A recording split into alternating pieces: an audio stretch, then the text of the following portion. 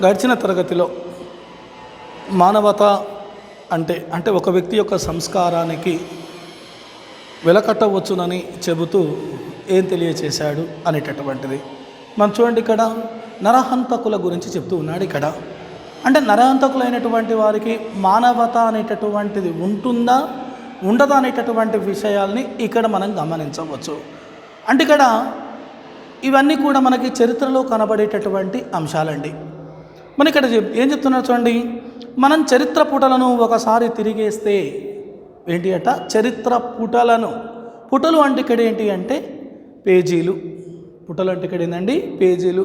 అంటే ఒకసారి చరిత్రకు సంబంధించినటువంటి కాగితాల అన్నిటిని కూడా తిరగేస్తే అంటే చదివితే ఎక్కడ ఏ ఉద్యమం చెలరేగినా, ఎక్కడ ఏ విప్లవాగ్నులు రజ్వరిల్లినా మానవతను అణచడానికి చేసిన ప్రయత్నం యొక్క పరిణామాలే అని మనం తెలుసుకుంటూ ఉంటాం.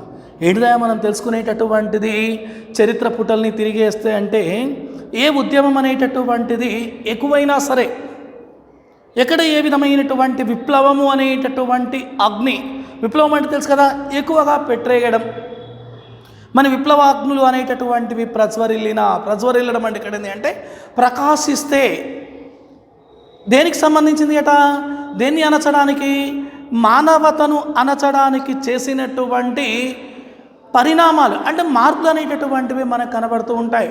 అంటే మానవతావాదుల్ని ఎంతసేపటికి అణిచేసేటువంటి ప్రయత్నం చేయడం, అణిచేటటువంటి ప్రయత్నం అనేటటువంటిదే దేని యొక్క ఉద్దేశం అంటే, దేని యొక్క ఉద్దేశం, ఉద్యమాల యొక్క ఉద్దేశం అని ఇక్కడ మనం గమనించవచ్చు. మన ఉదాహరణకి అమెరికన్ విప్లవం, ఫ్రెంచ్ విప్లవం, రష్యా విప్లవం, ప్రపంచ యుద్ధాలు, మన జాతీయ స్వాతంత్రోద్యమం, తెలంగాణ విముక్తి పోరాటం, ఇవన్నీ కూడా మానవతా పరిరక్షణ మహాప్రస్థానానికి ఇవన్నీ కూడా చిహ్నాలుగా తెలియచేయవచ్చు. ఏ జరిగినా కానీ దేన్ని అణచడానికి చేసినటువంటి ప్రయత్నాలు కనబడ్డాయి, మంచిని అణచడానికి చేసినటువంటి ప్రయత్నాలు. మొదటి ప్రపంచ యుద్ధం కావచ్చు, రష్యన్ విప్లవం కావచ్చు, ఫ్రెంచ్ విప్లవం కావచ్చు, ప్రపంచ యుద్ధాలు కావచ్చు, తెలంగాణ విముక్తి పోరాటాలు కావచ్చు, ఇవన్నీ కూడా మానవతను అణచడానికి చేసినటువంటి పరిణామాలుగానే గమనించవచ్చు. మరి ప్రగతిశీల కవితా రచనకు ఇవి మనకి ముడి సామాగ్రి. ఇవన్నీ కూడా ప్రగతిశీల కవిత రచనకి ఇవన్నీ కూడా మనకేంది అంటే ఇవన్నీ కూడా సరుకులు, ముడి సరుకులుగా తెలియచేయవచ్చు. ఏవి పైన చెప్పబడినటువంటి ఈ అంశాలన్నీ కూడా చెప్తూ ఉన్నారు చూడండి. ఇక్కడ నరభోక్తలు మానవతను నంజుకు తింటున్నప్పుడు, పరశక్తులు స్వఛాతిపై విరుచుకు పడుతున్నప్పుడు, కత్తులతో పాటు పైకి సుత్తెలెత్తి పట్టించే అడుగులతో పాటు పదును కొడవళ్లను కదిలించే, నాగళ్లను రోకళ్లను నడిపించే నౌకర్లను పాలేర్లను ఉరిమించే తిరుగుబాటులో కవితాస్వర ముద్రికలున్నవి అని అద్భుతమైనటువంటి విధంగా కవి ఇక్కడ తెలియచేయడం జరిగింది. మరి ఇక్కడ నరభోక్తలు మానవతను నంజుకు తింటున్నప్పుడు, మరి ఇక్కడ నరభోక్తలు అంటే ఇక్కడ ఎవరు, మానవులను బాధ పెట్టేటటువంటి వారు. చూడండి, నరభోక్తలు దేనియట, మానవతను నంచుకు తింటున్నప్పుడు, మానవత్వం అనేటటువంటి దాన్ని ఏం చేస్తున్నారు, లేకుండా చేయడం అంటే మంచి అనేటటువంటిది పైకి రాకుండా ఉండాలి. మన ఇక్కడ నరభోక్తలుగా పిలువబడేటటువంటి వాళ్ళు ఎవరంటే లూయిలు, జార్లు, ఫాసిస్టులు, హిట్లర్, మన వీళ్ళంతా కూడా సామ్రాజ్యవాదులు అయినటువంటి వాళ్ళు. మానవత అనేటటువంటి లోకంలో ఉండేటటువంటి విధంగా చూసారంటే చూడలేదు, మానవతను మొత్తం కూడా ఏం చేశారట, లేకుండా చేయడం, నంజుకొతే తినడం, బాధ పెట్టడం అనేటటువంటి జరిగింది. పరశక్తులు స్వజాతిపై విరుచుకు పడుతున్నప్పుడు, పరశక్తులు అంటే ఇక్కడ ఎవరు, మనకు సంబంధించినటువంటి వాళ్ళు కాకుండా అంటే విదేశీయులు అయినటువంటి వాళ్ళు. మన విదేశీయులు అయినటువంటి వాళ్ళు స్వదేశీయుల పైన విరుచుకు పడుతున్న వేళ పడుతున్నటువంటి ఆ సమయంలో ఏం చేశారట, కత్తులతో పాటు పైకి సుత్తెలెత్తి పట్టించే అడుగులతో పాటు పడును కొడవళ్లను పడిపించే, నాగళ్లను రోకళ్లను నడిపించే, నౌకర్లను పాలేళ్లను ఉరిమించే తిరుగుబాటులో కవితాస్వర ముద్రికలు ఉన్నవి. అని ఎదట రైతులైనటువంటి వాళ్ళు, కార్మికులైనటువంటి వాళ్ళు, కర్షకులు అయినటువంటి వాళ్ళు అందరూ ఒక్కొక్క రకమైనటువంటి విధంగా ముందుకు వెళ్ళడం అనేటటువంటి జరిగింది. అంటే ఇక్కడ కార్మికులు, శ్రామికులు, కర్షకుల యొక్క లోక కళ్యాణాన్ని ఇక్కడ ఎవరు ఆశిస్తూ ఉన్నారు అంటే కవి ఆశిస్తూ ఉన్నాడు. లోకంలో ఉండేటటువంటి వీళ్ళందరూ కూడా ఏ విధమైనటువంటి విధంగా ఉండాలి అంటే ప్రశాంతంగా ఉండాలి. లోక కళ్యాణం కోసం ఎవరు ఆశించారు ఇక్కడ అంటే కవి ఆశించడం అనేటటువంటి జరిగింది. కవి ఆశించింది జరిగేటటువంటి అవకాశాలు ఉంటాయంటే అవి పుస్తకాలకు మాత్రమే పరిమితం అవుతాయి. కానీ బయటికి వచ్చేసరికి ఎక్కడ చూసినా కానీ విప్లవాగ్నులు అనేటటువంటివి వెలుగొందుతూనే ఉన్నాయి. చూసిన విప్లవము అనేది అగ్ని అనేటటువంటిది ఉవ్వెత్తున ఎగిసిపడుతూ ఉంటాయి. ఎగిసిపడినప్పుడు మానవత అనేటటువంటిది ఏమవుతూ ఉంటుంది అంటే అట్టడుగు స్థాయికి తొక్కబడుతూ ఉంటుంది.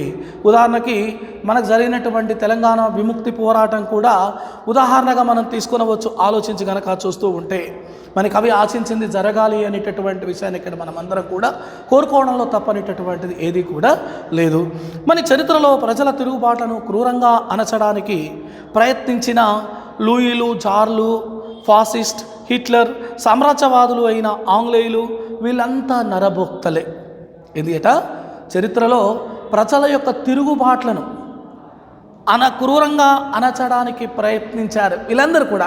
అంటే వాళ్ళు తిరుగుబాటు చేస్తే మనం కూడా తిరుగుబాటు అనేటటువంటిది చేశాం. మనం కూడా స్వాతంత్రోద్యమం అనేటటువంటిది కొనసాగించిన తర్వాత వాళ్ళందరూ కూడా ఏం చేశారు, మనందరినీ కూడా అణిచివేసేటటువంటి ప్రయత్నం చేశారు. అందులో ప్రధానంగా ఎవరు అంటే లూయిలు అయినటువంటి వాళ్ళు, జార్లు, ఫాసిస్టులు, సామ్రాజ్యవాదులు అయినటువంటి ఆంగ్లేయులు, హిట్లర్ మొదలగైనటువంటి వాళ్ళందరూ కూడా ఎవరు అంటే నరభోక్తలే. అంటే మానవులైనటువంటి వారి అందరినీ బాధ పెట్టినటువంటి వాళ్ళగా వీళ్ళ అందరినీ తెలియచేయవచ్చు.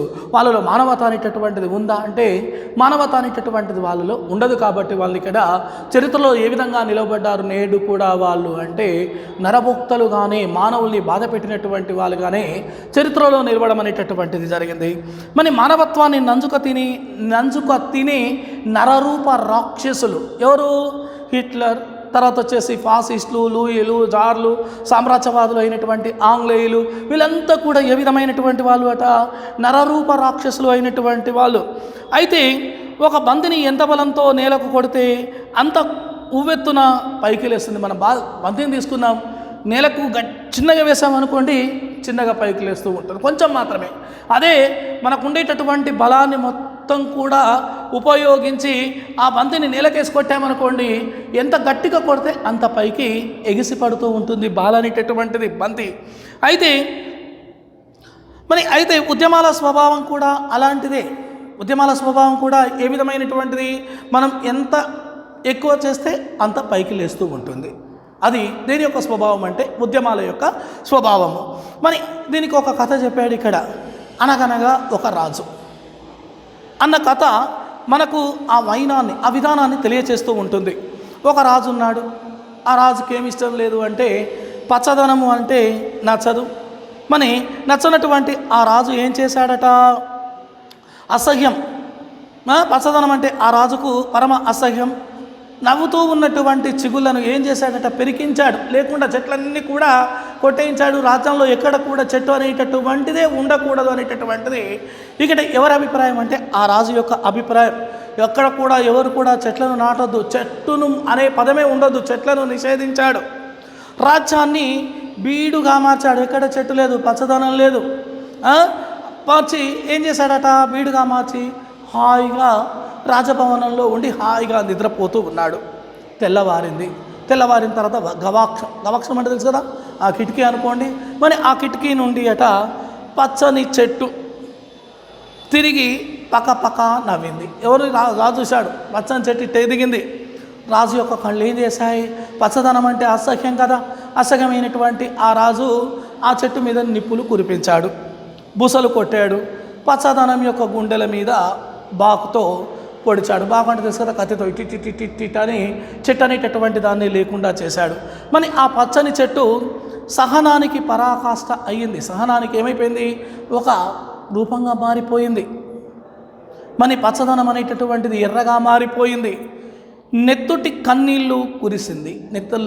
నెత్తుటి లాంటి కన్నీళ్లను కురిపించింది ఆ చెట్టు.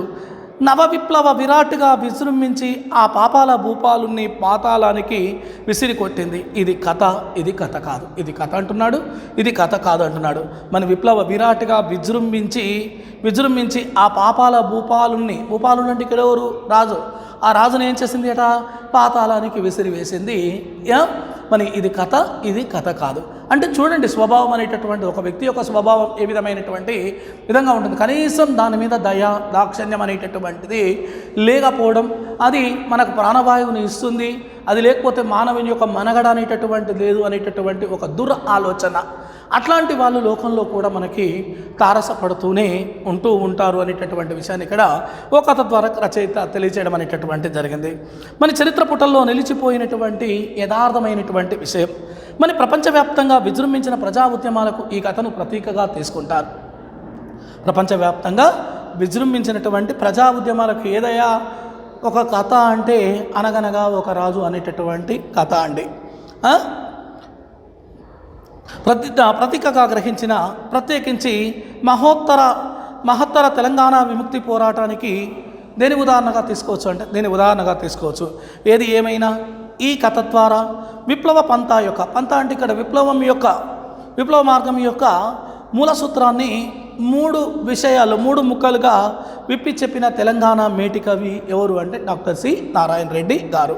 మన విప్లవ మార్గం యొక్క మూల సూత్రాన్ని ఎన్ని ముక్కలు చెప్పాడట, 3 విషయాల్లో చెప్పినటువంటి మేటి కవి, గొప్ప కవి ఇక్కడ ఎవరు అంటే డాక్టర్ సి నారాయణ రెడ్డి గారు.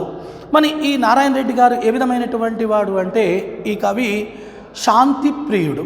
ఏ విధమైనటువంటి వాడు అట, శాంతి ప్రియుడు అయినటువంటి వాడు. ఏ విధమైనటువంటి వాడు కవి, శాంతి ప్రియుడు. ఏ ప్రియుడు అండి, శాంతి ప్రియుడు. ఎవరు, డాక్టర్ సి నారాయణ రెడ్డి గారు. ఏం కోరుకుంటారు, శాంతి అనేటటువంటి దాన్ని ఇష్టం. శాంతి అంటే మన మానవతా పునాదులపైన ప్రపంచ శాంత సౌధం నిర్మితమవుతుందని ఆయన నమ్మకం. మన కవి యొక్క నమ్మకం ఏంటిది, మానవతా పునాదులపైన, మానవత అనేటటువంటి ఈ పునాదులపైన ఏది అట, ప్రపంచ శాంతి సౌధం. శాంతి అనేటటువంటి సౌధం, శాంతి అనే సౌధం అంటే ఇక్కడ ఏంటండి, భవనం అనేటటువంటిది నిర్మితమవుతుంది. ఈ మానవత అనేటటువంటిది ఉంటే ప్రపంచం మొత్తం కూడా శాంతి అనేటటువంటి దాన్ని కలిగి ఉంటుంది అని అనేటటువంటి నమ్మకం కలిగినటువంటి కవి ఇక్కడ ఎవరు అంటే డాక్టర్ సి నారాయణ రెడ్డి. వసుదైక కుటుంబ భావనే ఆ సౌధానికి శిఖరం. ఈ సౌధం ఉన్న భవనానికి శిఖరం ఏంటిదండి, వసుదైక కుటుంబం అంటే లోకంలో ఉండేటటువంటి ప్రజలందరూ కూడా ఒకటే అనేటటువంటి భావన. అలాంటప్పుడు మానవత అనేటటువంటిది ఉంటే లోకంలో అందరూ కూడా సమానమైనటువంటి భావన కలగదా, అందరూ ఒకే కుటుంబం అనేటటువంటి భావన కలుగుతుంది అనేటటువంటిది ఇక్కడ ఎవరి యొక్క నమ్మకం అంటే డాక్టర్ సి నారాయణ రెడ్డి గారి యొక్క నమ్మకం. ప్రపంచ శాంతి సౌధం మీద శాంతి సౌధం నిర్మితమవుతుంది ఆయన నమ్మకం. వసుదైక కుటుంబమే ఎవరి యొక్క భావన అంటే ఇక్కడ డాక్టర్ సి నారాయణ రెడ్డి యొక్క భావన. మన జరిగేటటువంటి పని అంటే ఇలాంటి నరరూప రాక్షసులు ఉన్నంతకాలం ఇవి జరిగేటటువంటి పని మాత్రం కాదు. ఆలోచించి కనుక చూస్తే మన ఇక్కడ ఏం చెప్తున్నారు చూడండి, సమత నా తల్లి, సౌహార్ద్రం నా తండ్రి, అనాది నా జననం, అనంతం నా పయనం, విశ్వం నా ఊరు, శాంతి నా పేరు. సమత నా తల్లి, సమానత్వమే అంటే లోకంలో ఉండేటటువంటి వాళ్ళందరూ కూడా సమానమే అనేటటువంటి భావన. అంటే ఇక్కడ ఏంది, సమత నా తల్లి ఏ విధమైనటువంటిది, సమానమైనటువంటి భారతమాత అందరికీ తల్లియా కాదు. సౌహార్ద్రం నా తండ్రి, స్నేహం అనేటటువంటిది ఎవరు అంటే నా యొక్క తండ్రి. అనాది జననం, లోకంలో ఉండేటటువంటి వాళ్ళందరూ కూడా నా పుట్టుకకు నా జననం. అనంతం నా ప్రయాణం ఏంటిది, అనంతం ఎక్కడికో, ఈ లోకం మొత్తం కూడా నా ఊరు. నా పేరు ఏంటిది అంటే శాంతి నా పేరేం పేరు, శాంతి అన్నటువంటి కవి ఇక్కడ ఎవరు అంటే డాక్టర్ సి నారాయణ రెడ్డి గారు. సమానత్వము నా తల్లి, నా తండ్రి స్నేహము, నా జననము అనాది, నా పయనం అనంతం, నా ఊరు విశ్వం, నా పేరు శాంతి అన్నటువంటి కవి ఎవరు ఇక్కడ డాక్టర్ సి నారాయణ రెడ్డి గారు. స్వార్థం, సామ్రాజ్యవాదం, యుద్ధ పిపాస, ద్వేషం, మతమౌఢ్యం, వర్గ తారతమ్యం ఇవి శాంతి కపోతిని కబలించే దుష్ట శక్తులు. శాంతిని మొత్తం కూడా కబలించేటటువంటి దుష్ట శక్తులు ఉన్నాయి అంటే అవన్నీ కూడా ఏంటిది అంటే స్వార్థం అనేటటువంటిది. స్వార్థం అంటే ఇక్కడ ఏంది నేను అనేటటువంటి భావన, సామ్రాజ్య దాహం.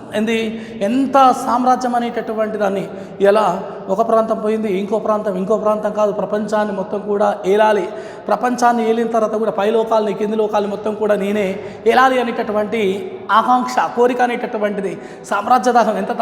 ఎంత ఆక్రమించినా కానీ ఇంకా సరిపోదు అనేటటువంటి ఇవన్నీ కూడా దేనికి మనలో ఉండేటటువంటి శాంతిని లేకుండా చేయడానికి ఉండేటటువంటి దుష్ట శక్తిగా దేన్ని తెలియచేయవచ్చు అంటే స్వార్థాన్ని తెలియచేయవచ్చు, సామ్రాజ్య దాహాన్ని తెలియచేయవచ్చు, యుద్ధ కోరికల్ని తెలియచేయవచ్చు, ద్వేషాన్ని, మతమౌఢ్యాన్ని, వర్ణాల్ని, వర్గాలు, ఇవన్నీ కూడా శాంతి కపోతిని కబలించేటటువంటి దుష్ట శక్తులు. ఇవన్నీ కూడా స్వార్థం అనేటటువంటిది, సామ్రాజ్య దాహం అనేటటువంటి ఇవన్నీ కూడా మనల్ని ఏం చేస్తూ ఉంటాయి అంటే అనగార్చేటటువంటి విధంగా చేసే అవకాశం అనేటటువంటిది ఉంటుంది అనేటటువంటిది కవి యొక్క భావనగా మనం తెలియచేయవచ్చు. నలుపు తెలుపు రంగులతో నరులకు వెలకట్టినప్పుడు, మతమౌఢ్యం తక్కెడలో మతుల విలువ తూచినప్పుడు, అనుబాంబుల పిడికిట్లో అఖిలావనిని నదిమినప్పుడు, శ్రమజీవుల మేధావుల సంఘటించి సమవాదుల యువయోధుల ప్రతిఘటించి సాగించే గమనంలో, శాంతిప్రియ సమరంలో మానవతావాది కవిత మహోద్యమ స్పృహ ఉన్నది. చూడండి ఏం చెప్తున్నాడు, ఎంత అద్భుతమైనటువంటి విధంగా. నలుపు తెలుపు రంగులతో నరులకు వెలకట్టినప్పుడు, లోకంలో ఉండేటటువంటి ప్రజలందరికీ కూడా వాడు తెల్లవాడు వీడు నల్లవాడు అనేటటువంటిది ఏం చేస్తున్నాం, తేడా విలువ అనేటటువంటిది కడుతూ ఉన్నాం. మత మౌఢ్యము తక్కెడలో మతుల విలువ తూచినప్పుడు, దేంట్లో మనం తక్కెడ అంటే తెచ్చు కదా తరాజులో ఏం చేస్తున్నాం, మతుల యొక్క విలువ అనేటటువంటిది ఏం చేస్తున్నాం, ఇది ఇంది వాడంతా వీడింత అని ఏం చేస్తున్నాం అంటే ఎక్కువ తక్కువ అనేటటువంటి భావాల్ని మనం చూపించినప్పుడు, అణుబాంబుల పిడికిట్లో అఖిలావని అదిమినప్పుడు ఉంది హిరోషిమా నాగసాకి, ఎక్కడ జపాన్పై అమెరికా అణుబాంబు ప్రయోగం అనేటటువంటిది చేసినటువంటి అంశాలు. శ్రమజీవులు మేధావులు సంఘటించి సమవాదుల యువయోధుల ప్రతిఘటించి సాగించే గమనంలో, శాంతిప్రియ సమరంలో మానవతావాది కవిత మహోద్యమ స్పృహ ఉన్నది. వీటన్నిటిలో కూడా ఏది ఉంది అట, మానవతావాద కవితా స్పృహ అనేటటువంటిది మనకి దీంట్లో మనకు దర్శనం అనేటటువంటిది ఇస్తుంది అని ఎవరు తెలియచేశారు అంటే డాక్టర్ సి నారాయణ రెడ్డి గారు తెలియచేయడం ఇక్కడ మనం గమనించదగినటువంటి విషయం. Thank you.